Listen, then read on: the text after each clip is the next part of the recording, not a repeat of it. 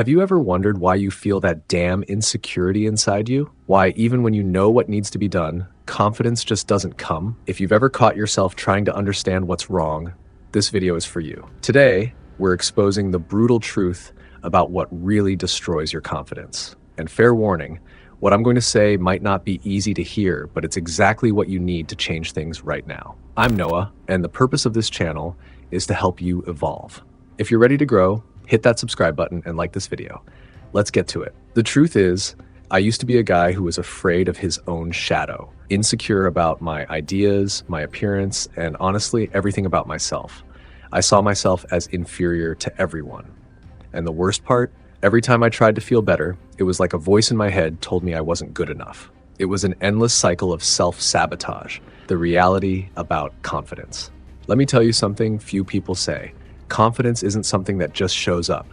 There's no miracle or magic formula. Confidence comes from facing your fears and coming out the other side.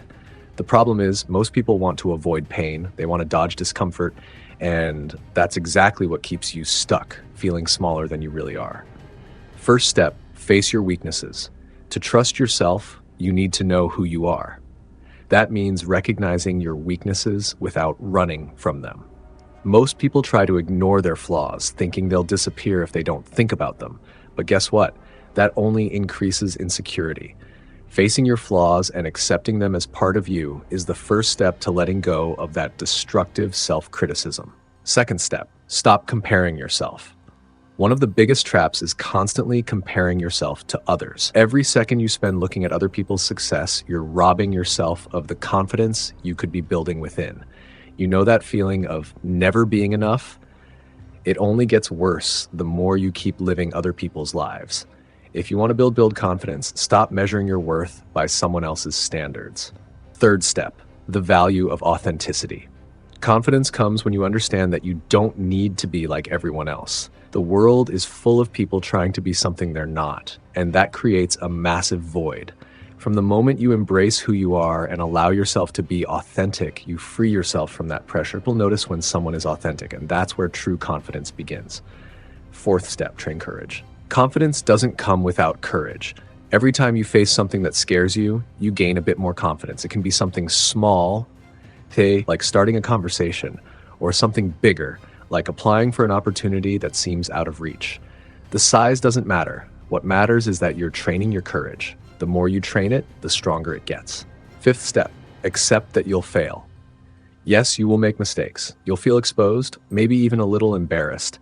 But let me tell you something, that's normal. Everyone fails. The difference between those who have confidence and those who don't is that the confident ones have learned to accept failure as part of the process. The more you try to avoid failure, the more you push confidence away from yourself. Sixth step, focus on what you've already achieved. It's common to remember all the mistakes and forget the achievements, even the small ones.